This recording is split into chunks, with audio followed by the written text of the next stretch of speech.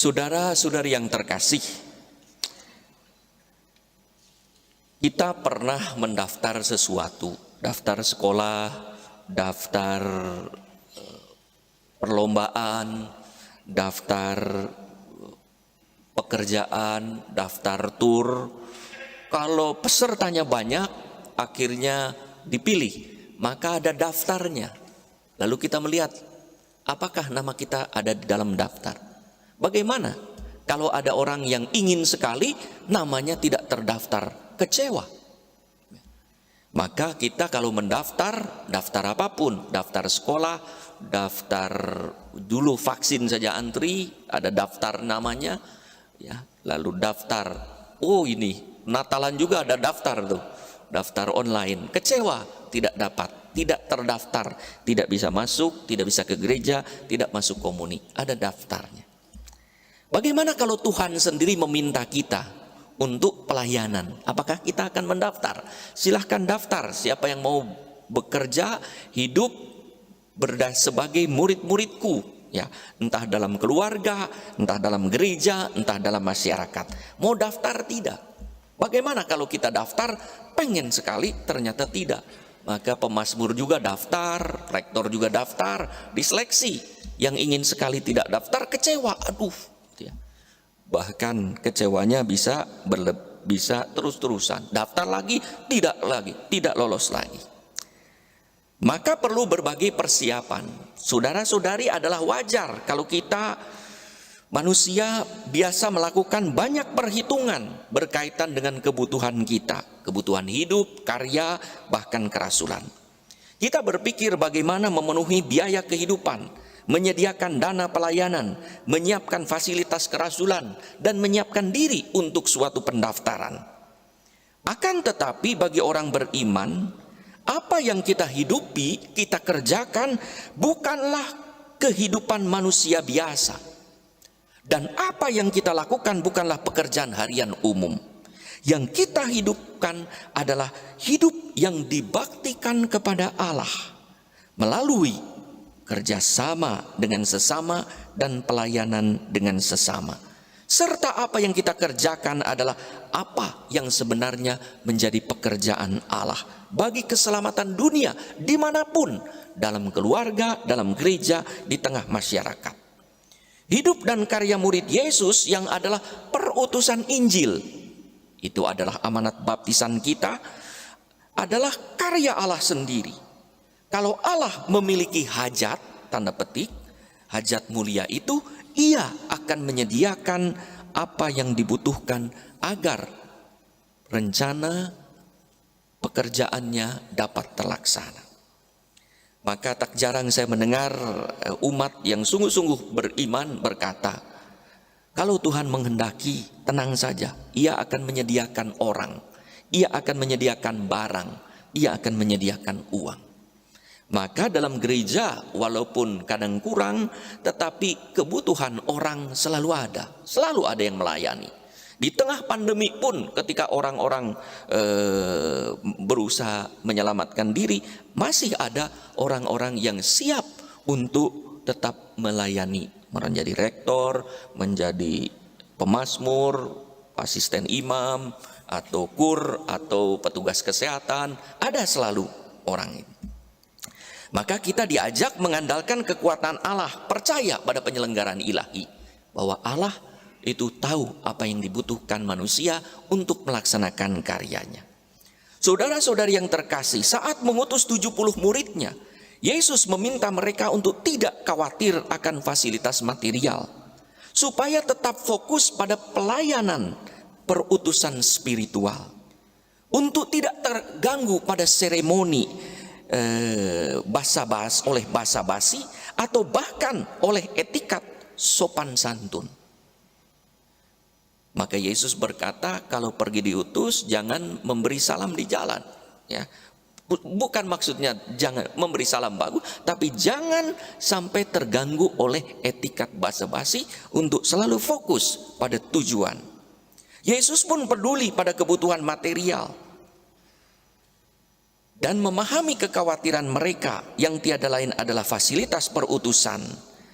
Mereka maka mereka boleh membawa, tapi jangan berlebihan. Mereka boleh menggunakan barang, tetapi dengan seperlunya. Yesus mengingatkan mereka untuk fokus pada tugas perutusan, bukan pada persiapan dan perlengkapan yang dibutuhkan, yang kadang-kadang mengganggu fokus pada tujuan. Di situ pun Yesus meminta para murid untuk mengalami kecukupan dalam soal pemenuhan kebutuhan, supaya tidak terjebak pada keinginan mau ini mau itu yang melampaui kebutuhan pada saat itu.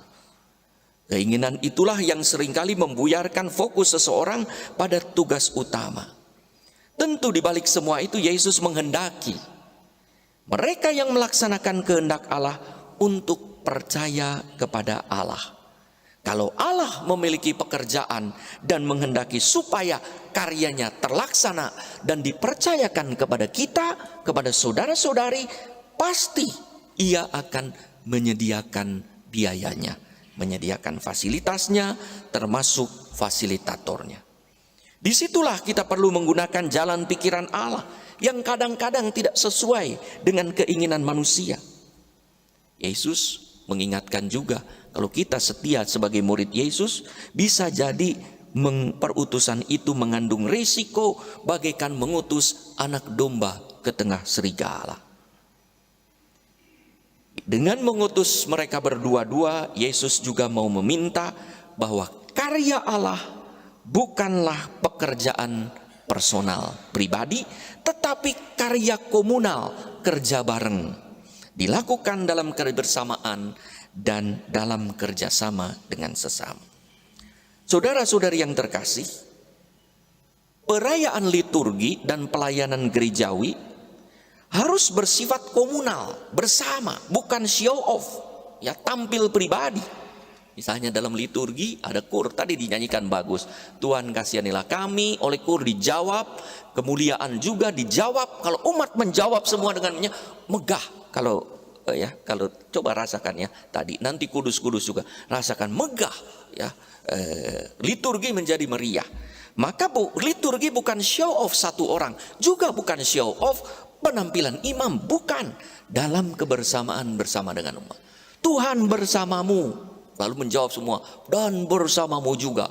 Bayangkan, Tuhan bersamamu, diam semua. Lihat, Tuhan bersamamu, diam lagi.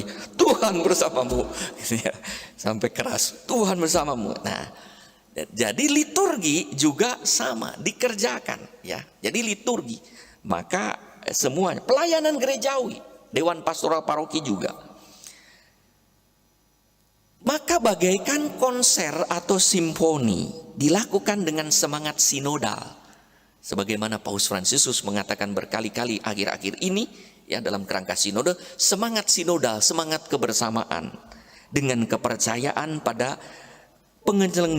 penyelenggaraan ilahi di bawah satu bimbingan pribadi, yaitu Roh Kudus. Maka saudara-saudari, kalau dilaksanakan dalam kerjasama dan persaudaraan, liturgi akan hikmat dan pelayanan akan menjadi berkat bagi banyak orang.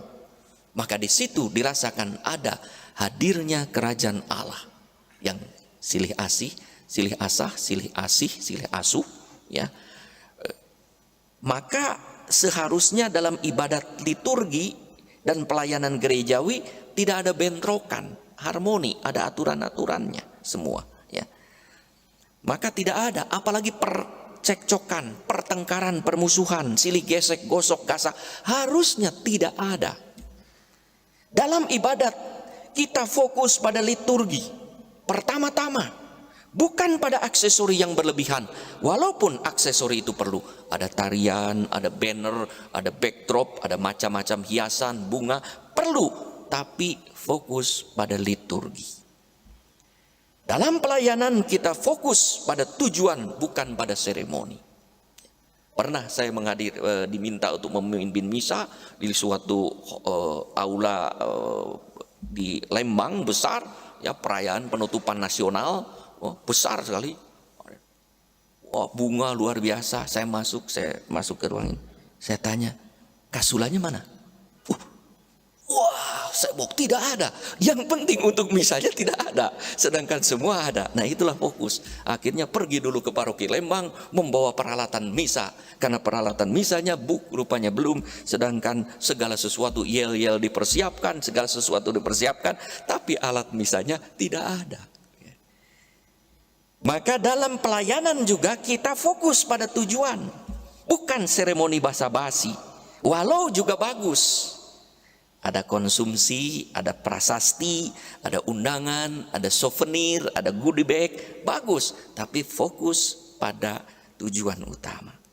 Saudara-saudari yang terkasih, dengan menunaikan tugas perutusan yang dikehendaki Yesus, maka kita akan bersuka cita. Pertama-tama, bukan karena berhasil dengan baik, yang tentu kita harapkan, dan Allah juga kehendaki supaya berhasil, tetapi pertama-tama kata Yesus, karena nama kita terdaftar di surga. Maka siapa yang menjalankan kehidupannya sesuai dengan tugas perutusan Yesus dimanapun, dalam keluarga, dalam gereja, di masyarakat, sekali lagi nama kita terdaftar di surga. Maka kita waktu lihat daftar bersorak-sorai karena namanya terdaftar di surga. Artinya apa? Diingat dan dianggap oleh Allah sebagai warganya, dan dinanti serta disambut oleh Allah di surga kelak.